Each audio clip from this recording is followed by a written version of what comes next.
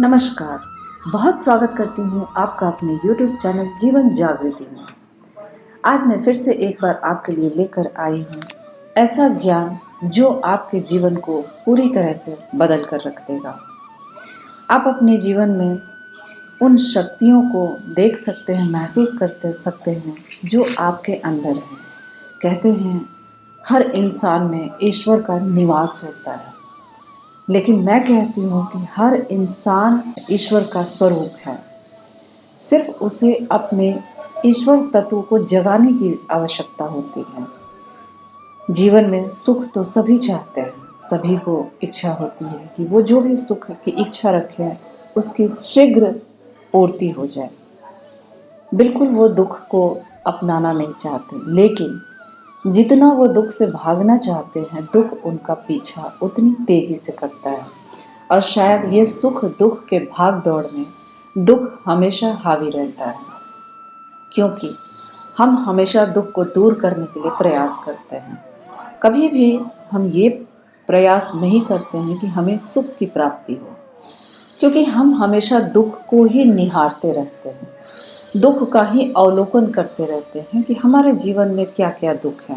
मैंने बहुत सारे लोगों को देखा है, या जितने लोगों से भी मिली हूँ, सब में एक चीज बहुत कॉमन पाया है कि सब अपने जीवन से निराश हैं। सब अपने जीवन में दुखों के पहाड़ को लेकर दुखों के राई को पहाड़ बना रखा है।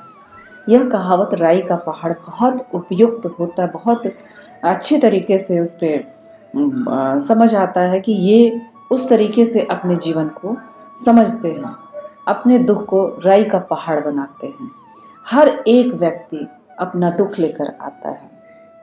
किसी को मैंने नहीं देखा है कि वो हमारे पास आए हों, या किसी भी ऐसे व्यक्ति जो दुख को दूर करने के लिए उपाय बताते हैं, या जो भी ज्योतिष लोग हैं, ज्योतिष जन हैं, जो हमारे गुरु हैं, उन सब के पास भी जो भी आते हैं सिर्फ और सिर्फ दुख लेकर।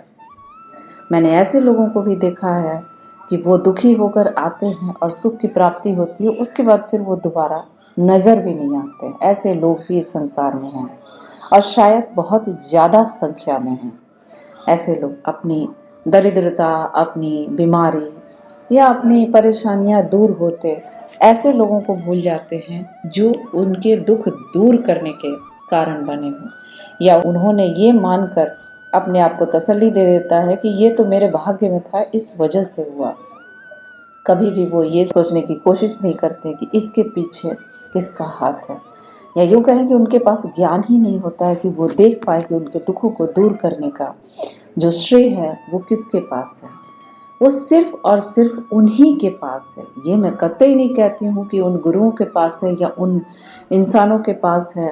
वो तो सिर्फ आपको एक मोटिवेशन दिया, एक उपाय बताया, एक कारण वो बने आपके दुख को दूर करने के लिए। लेकिन दुख को दूर करने में सबसे ज़्यादा अगर किसी की भागीदारी है तो वो आपके स्वयं की है।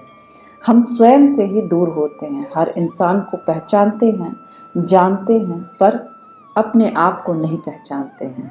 मेरा उद्देश्य सिर्फ ये है कि आप अपनी आंतरिक शक्तियों को जगाएं और उन सारी चीज़ों को प्राप्त करें जो आप जिसकी आप इच्छा रखते हैं, या यूँ कहें कि आप वो डिज़र्व करते हैं। आपको वो प्राप्त होना ही चाहिए जिसके लिए आप बने हैं। हम हर उद्देश्य को याद करके बार बार दोहराते हैं। जब मैं कोई उपाय बताती हूँ या कोई भी उपाय बताते हैं, तो हम हमेशा ये सोचते हैं कि हमारी जो परेशानियाँ हैं उनको दूर करने के लिए ये उपाय करें। कभी हम ये नहीं कहते हैं कि परेशानियाँ तो लगी रहेंगी, जीवन है तो परेशानियाँ हैं ही। वो रूप बदल बदल के आपके पास आएंगे, कभी स्वास्थ्य के रूप में, कभी धन कमी के रूप में, कभी संतान के रूप में, कभी आपके रिश्तेदारों के रूप में। वो आपको दुखी करने आएंगे ही आएंगे।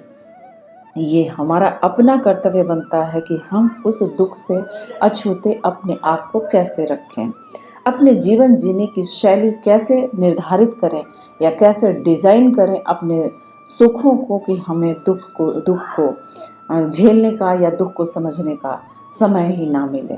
हम दुखों में इतने लिप्त होते हैं कि सुख को अपने पास होते हुए भी हम उसका भोग नहीं कर पाते हैं। एक चीज मैं हमेशा कहती हूँ, आज फिर मैं इसको दोहरा रही हूँ, धन से आप अपनी ज़रूरत की आवश्यकताओं की चीज़ों को खरीद सकते हैं, जुटा सकते हैं, लेकिन सुख कभी नहीं खरीद सकते हैं। उस धन से आप सुखी कभी नहीं हो सकते हैं।